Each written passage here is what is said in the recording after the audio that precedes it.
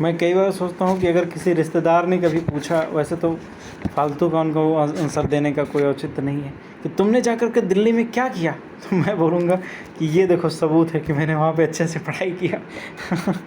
ये वीडियो सबूत है। इसमें देखो यार, ये हम लोगों को मैनेजमेंट थॉट पढ़ना है। ये एक दो बार पूछा गया है। एक तो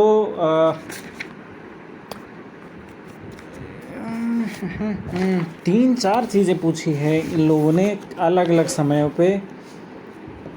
एक तो नियो वाला पूछा है, नियो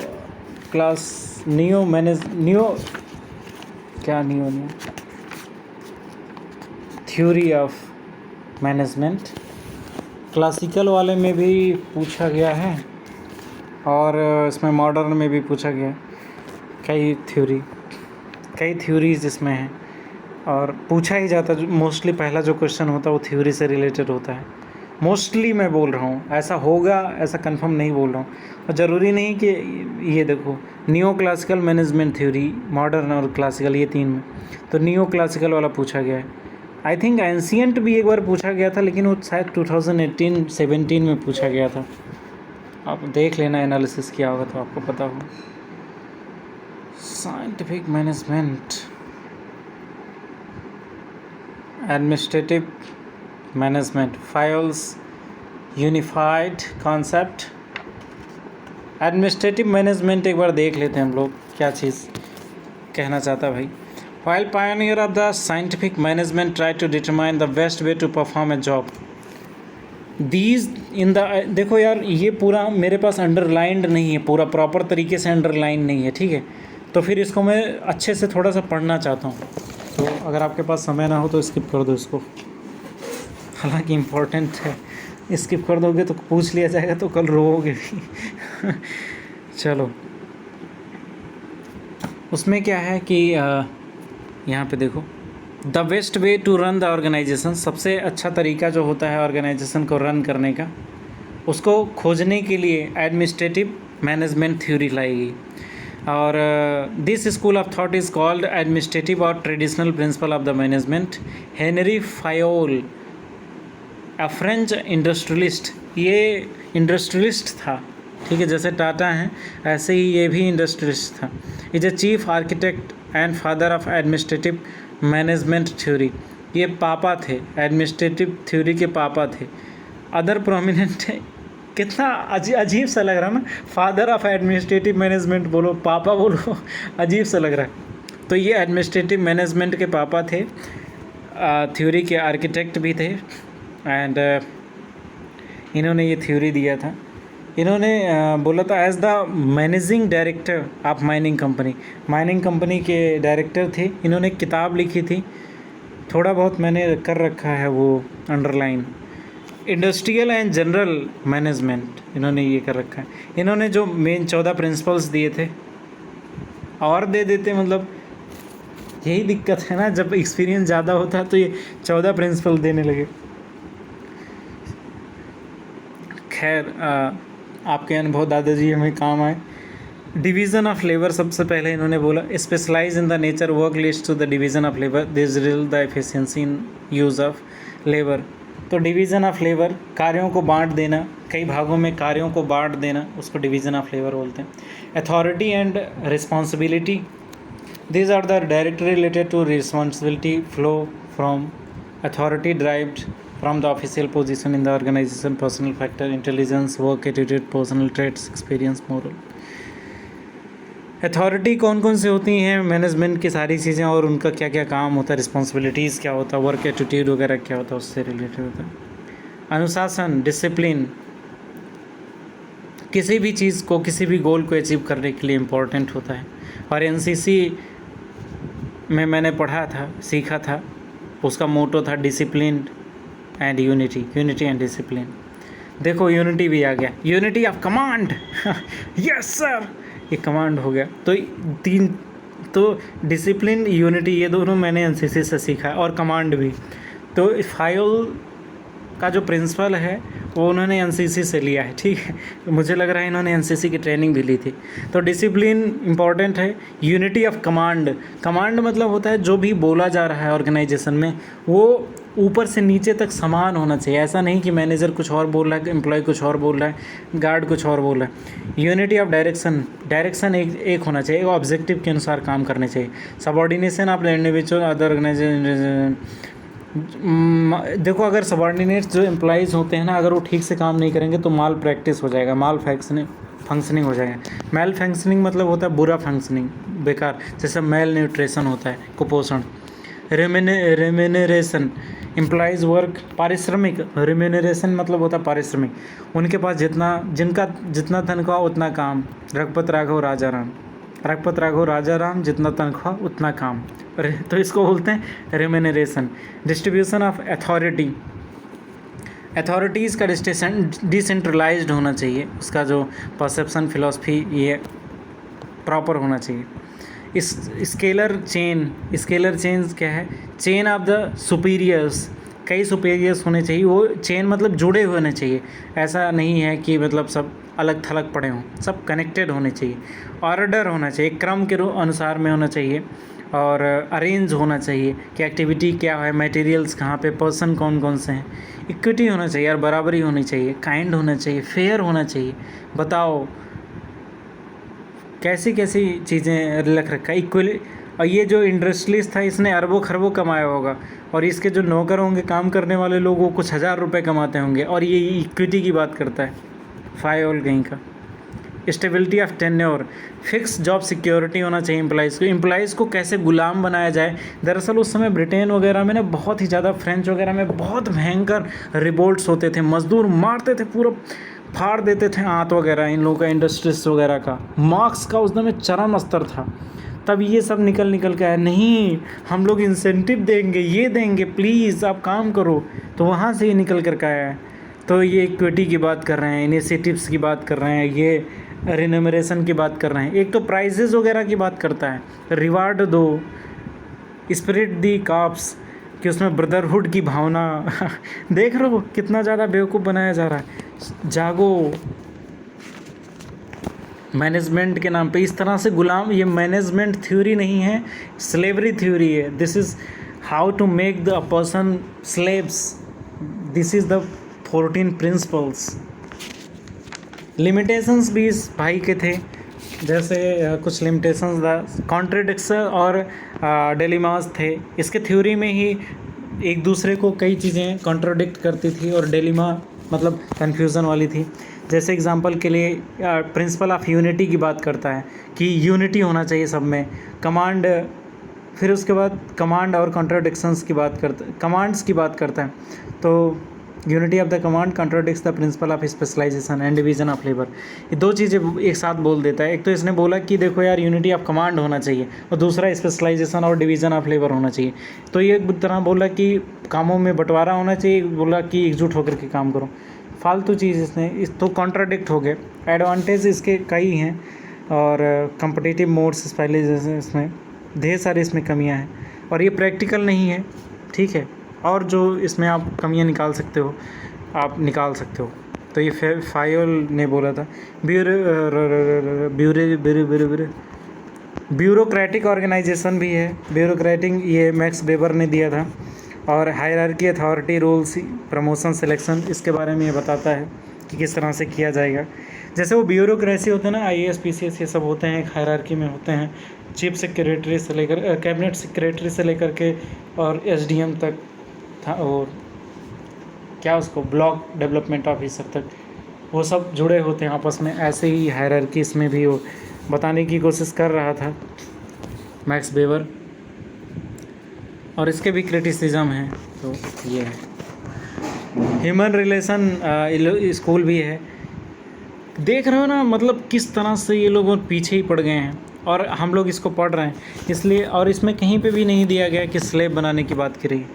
ह्यूमन रिलेशन स्कूल, देखो न्यू क्लासिकल थ्योरी यार, एक बार देख लेते हैं इसको, देख लेता हूँ मैंने बनाया है कुछ कि नहीं। किस पेज पे है? 19, मैं 21 पे चला गया। इस पे मैंने एक वीडियो पहले ही बना रखा था, मुझे लगता है 70-80 लोगों ने देखा था उस वीडियो को। द ट्रेड पानी ख़त्म हो गया है, उसकी वजह से खांसी आने लगी। इस वीडियो के बाद पानी लेना है। इसमें बहुत ज़्यादा एनर्जी चली जाती है यार, लेक्चर्स बनाने में, बोलने में बहुत एनर्जी चली जाती है। हाँ, न्यू क्लासिकल थ्योरी 1920 और 1950 के बीच में ये आया, और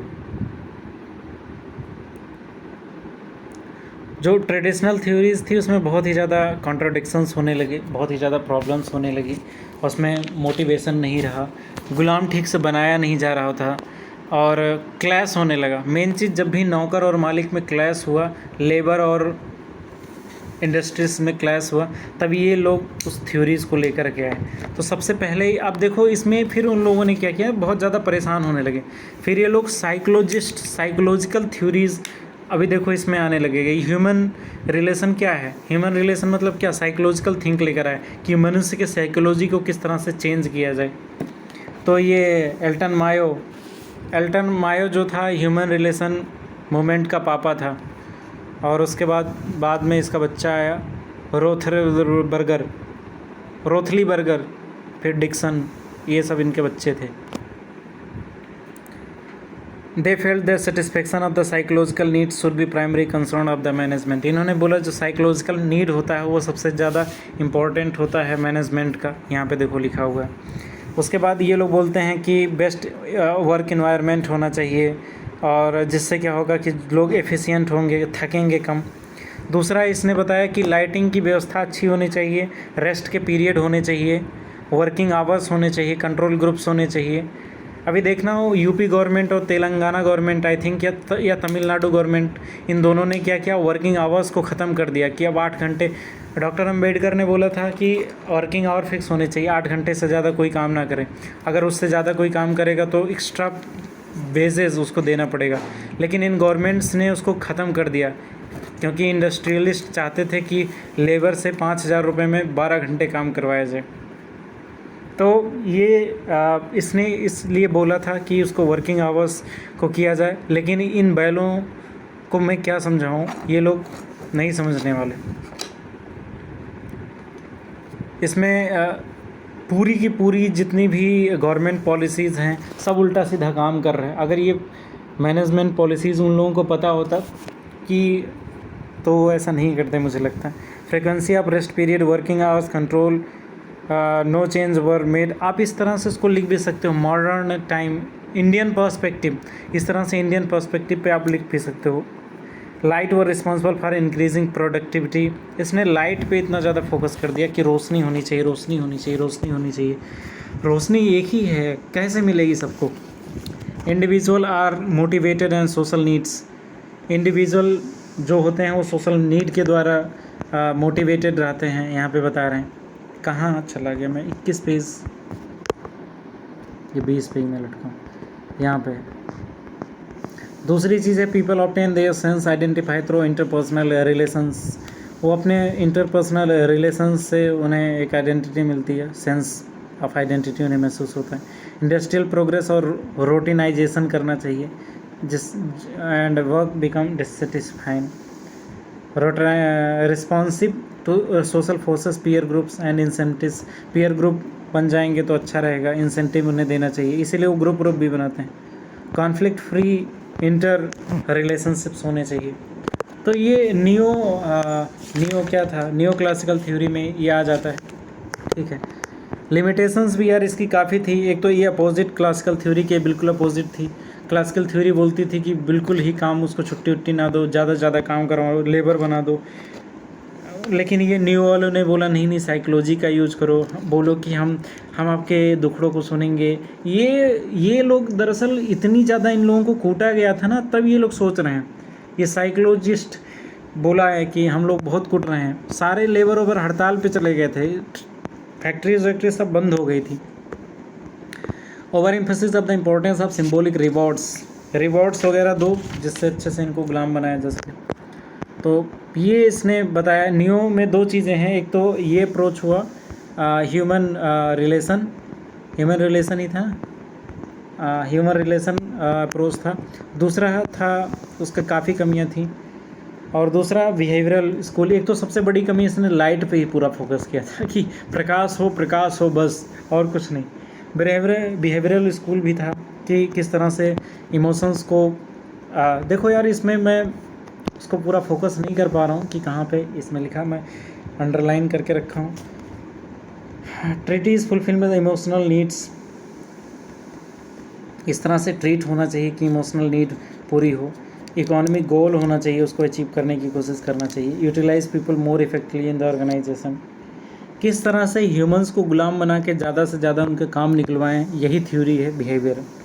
इसी को आप अच्छे वे में लिख सकते हो, यही चीज़ है यार। देखो ये हो गया मॉडर्न मैनेजमेंट थ्योरी है, ये भी कई बार पूछा गया है।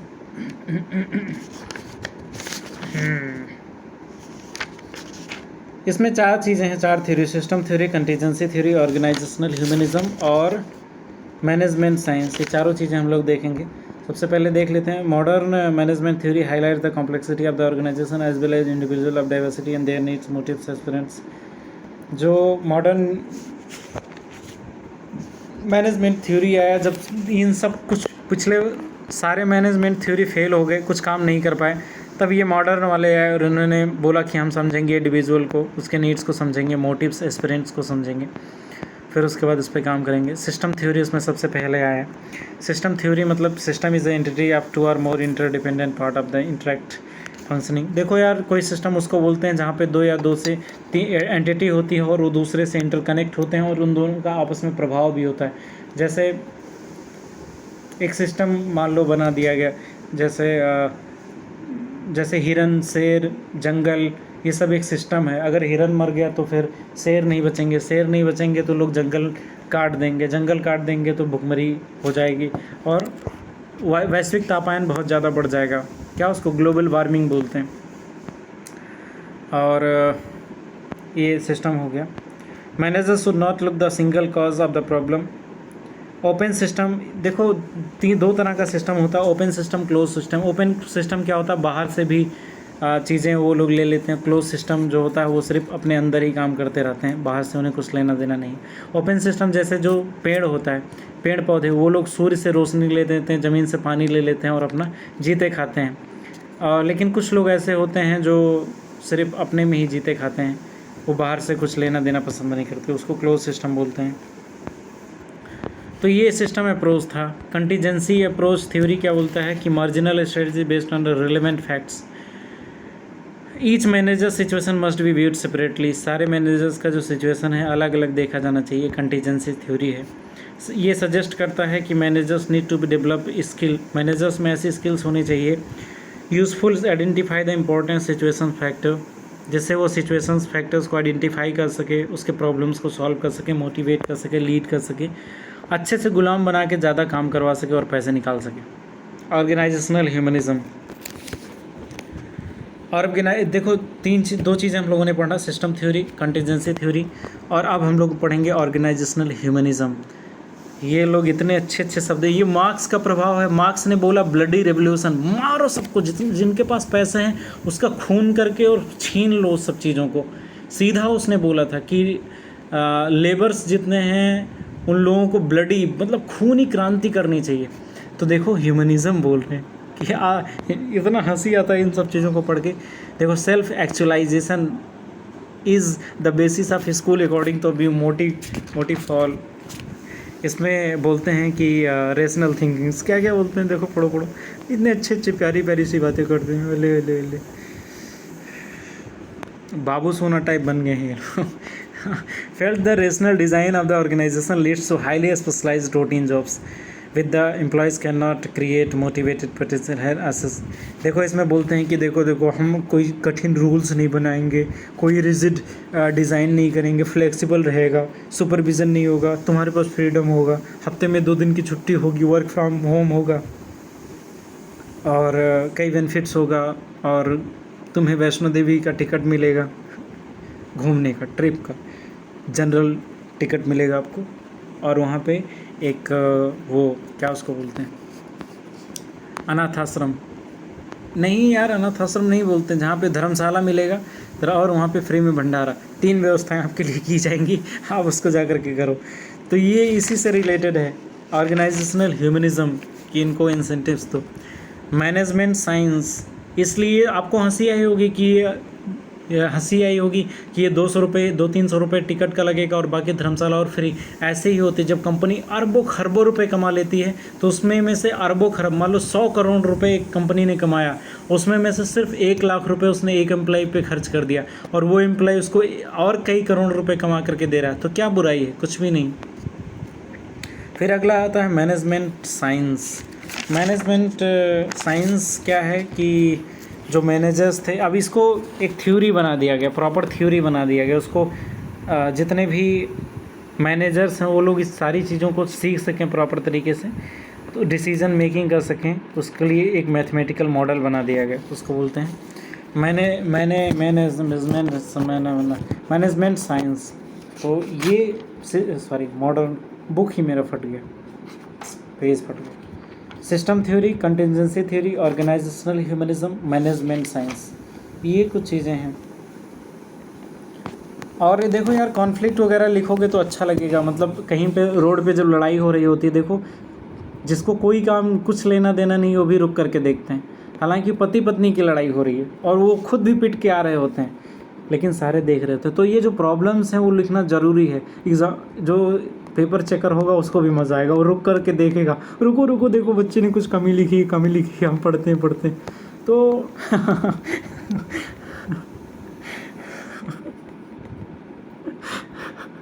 आज से कुछ साल बाद मैं अगर कभी अपने लेक्चर्स को देखूंगा तो क्या सोचूंगा किस तरह से मैं लेक्चर्स बनाता था। तो इसमें देखो, problems and conflicts in the management theories, contradictions हैं, कॉन्फ्लिक्ट्स हैं और बहुत ही ज़्यादा प्रॉब्लम्स इसमें आ जाते हैं। कॉन्ट्रोडिक्शंस मतलब होती हैं कि एक बार मैंने बोला मुझे प्यास लगी है और मैं बोल रहा हूँ इतना पानी पी लिया कि उल्टी आ रही है, तो ये यार फालतू बात कर रहे हो, कॉन्ट्रोडिक्ट कर रहे हैं, विरोधाभासी बातें कर रहे हैं। तो ज़्यादातर मैनेजमेंट थ्योरीज में यही है। और दूसरी, कॉन्फ्लिक्ट करती हैं आर्गूमेंट, कि मैंने जो शेर देखा वो पीले रंग का था, लेकिन जंगल में जो होते हैं वो काले रंग के शेर पाए जाते हैं। अब ये कौन सी बात होगी? गजब आर्गूमेंट है आपका। तो इस तरह से प्रॉब्लम्स हैं, ठीक है, ढेर सारी प्रॉब्लम्स, बहुत लेंदी हैं, पूरी प्रॉब्लम सॉल्व नहीं कर पाती हैं, झगड़े अभी भी चल रहे हैं, ये सब लिख देना आप। Management theories in the library and service, अभी तुम बच्चे हो, अभी ये बच्चे हैं हर चीज़ में घुसेड़ देते हैं, लाइब्रेरी एंड साइंस। चलो इसी पे मैं अपनी बाड़ी को विराम देने से पहले इसको पढ़ लेता हूँ। तो इसमें लाइब्रेरीज़ और साइंस में किस तरह से कलेक्शन हो, स्टाफ मैनेजमेंट हो, बजट्स किस तरह से हो, उसी से रिलेटेड जो साइंटिफिक थ्योरीज है, ह्यूमन रिलेशन पीरियड्स, ये सब चीज़ें जो होती हैं वो सब इसमें आ जाती हैं। आई होप आपको समझ में आया होगा। Thank you very much.